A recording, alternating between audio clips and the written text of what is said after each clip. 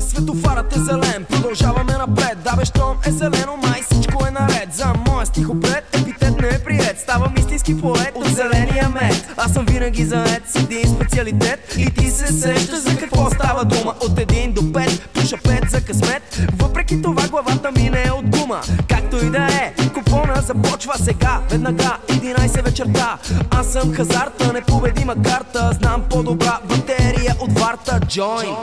Точно преди старта очите ми показват цвета на баба Марта. Но няма да говоря повече за това. Всеки знае как тя променя света. София пак есен и гърдина пет. Ще се видиме отново във втория куплет. Нон-стоп, нон-стоп, индийски коноп. Нон-стоп, марихуана, за белия ми дроп. Искам сега да разшипим този лед и да ми кажеш един вид. Как се казва глухия китаец? Как? Чули. Идва папата на посещение в България, нали, така както си му е реда, посрещат го с кола, с лимузина там на летището и нали, взимат го, качват се шофьора, папата тръгват по магистралата и по едно време папата казва, отбий тук, слизай, аз ще карам малко, много ми се кара. И какво да прави шофьора, нали, слиза там, качва се папата и почва 100, 200, 300, по едно време го спира един полицай. Слава полицай, какво става тук, бе? И звъни, чакай, преди да такова, трябва да се обадя на шефа, звъни на шефа. Ало, шефе, голям човек спрях, значи няма повярваш. Кой спря, да не е министър-председателя? Не е министър-председателя, бе, шефе, много голям. Президента ли? Не, бе, шефе, не е президента, е по-голям. И кой тогава? Бе, не знам, шефе, ама папата му е шофьор. Добре, няма ли един втори вид да ни разкажеш? Много грубо. Ако някой ми го каже първо. Значи, стоят си две кифлички във фурната. Това сигурно всички го знаете. Та стоят си две кифлички във фурната. Едната казва, мале, тук е бахти жегата. И другата вика, мале, говореща кифличка. Чук се на вратата на кабинета на психиатъра. Я казва, влезте. Вратата се отваря, обаче никой не влиза. И психиатърът така надига се от бюрото си и вижда някакъв мъж на четири крака, лази по земята, покрай стената. И казва, я да видим какво си имаме тук. Котен се, кучен се. И мъжът го поглежда. Тапанар, аз съм от кабелната. Ще разкажа моята визитна картичка, което е вица за вежливия лос. Даже го нарисуваха върху немската. Значи, вървял си зайчето през гората и видял вълка. Ма вълка нещо много куцал. Му вика, какво стана, бе? Вика, бе, брат, няма повярваш, мина един лос. Ма така ма изпраска. Ама поне не мога да се оплаче, че беше доста възпитан, нали? Ходи си, зайо, баба, вика, много странно, ходи си, вижда вече мечката. Какво става, бе, бай мецане?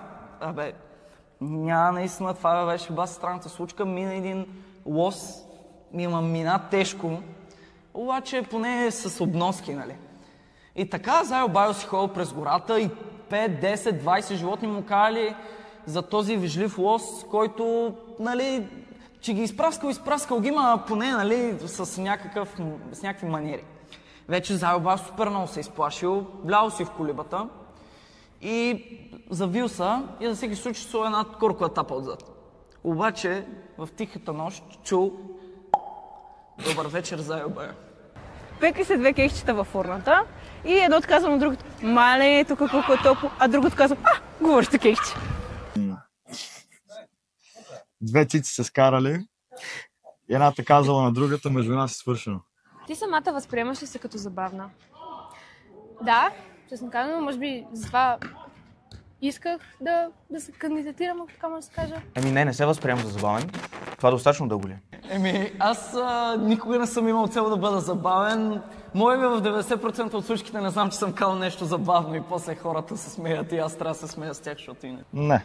Имам навика да говоря глупости и чат-пат. Не знам, в някои ситуации се чувствам забавен, в други се чувствам смешен. Ма, щом хората са ме номинирали за забавен, смятам, че ме възприемат като забавен. Това е много труден и философски въпрос. Значи, понякога да, понякога не всичките ще ги ландват, но в смисъл всички го знаят това. Обаче, от друга страна, хората, които си свикнали да си забавен, понякога се смеят на всичко, дори да е тъпо и това е много интересно. Кое е най-забавното нещо, което ти се е случило? Много са. Буквално не мога да кажа. Разказвал съм вицове на всички учителки, на заместнички. Само на военните съм разказал вицове, но още не е късно. Така като не ми казвате въпросите. Тайна, да е автентично. Най-забавното? Да. Ами като цяло имам доста нелепи ситуации, които за околните, той и за мен реално са доста забавни. Би ли ни споделила, да. Би ли споделила някоя? По-скоро не. И не знам, не мога да ви кажа. Значи, примерно, че съм в момента в снега, и после ще настина, и после няма хора на училище една седмица.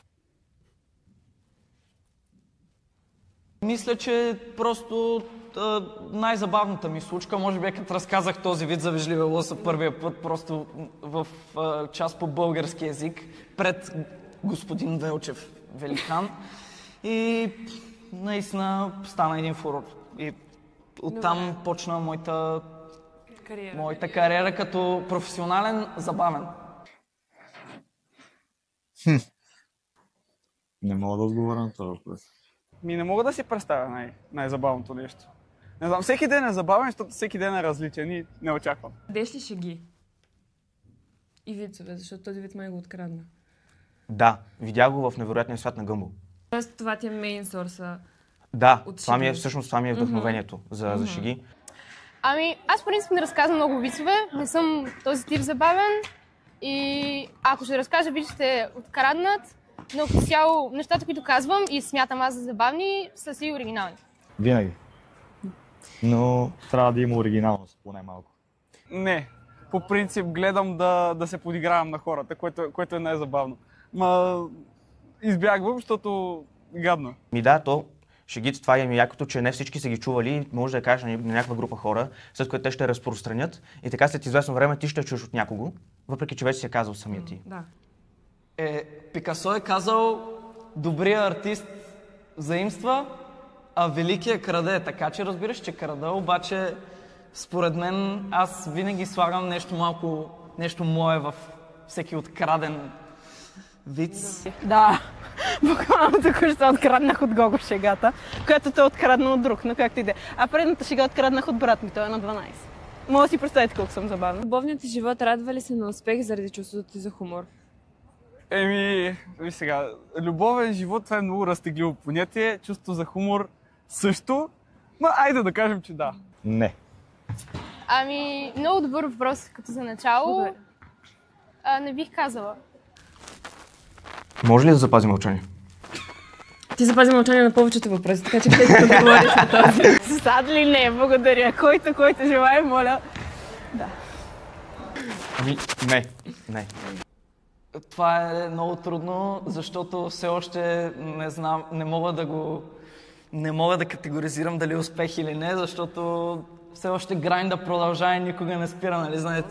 Индийски коноп нон-стоп, нон-стоп. Индийски коноп нон-стоп, нон-стоп. Индийски коноп нон-стоп, нон-стоп. Индийски коноп.